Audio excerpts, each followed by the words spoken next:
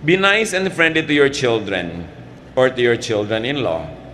Sandali lang, minsan lang maging bata ang bata. Pag pinalaki mo pa sa kalupitan, pag pinalaki mo siya sa iyong masamang ugali, sa iyong pagdaramot, sa iyong pananakit, anong itinanim mo sa puso niya?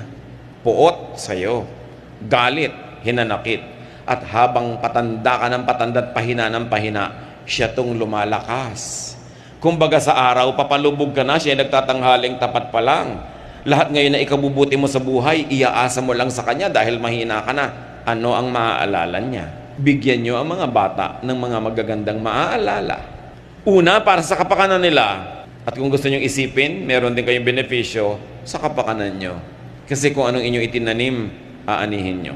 Merong mga magulang, wala man lang ginawang mabuti sa anak, pinagmalupitan pa, sinaktan, kinawawa, inabandona, pero ngayong matanda, inaalagaan pa rin ang anak. Can you imagine kung gaano pa kasindi, ka-sweet, palalo at kaganda yung pag-aalaga kung naplaniman ng maganda? Kung minsan ginagawa mo lang, obligado ka dahil magulang mo, pero wala ka ng gana dahil kung minsan malayo ang loob mo o may kim-kim ka man din sama ng loob. Pero ang sarap-sarap naman nung mag-aalaga ka na dahil mahal mo, hindi dahil obligado ka.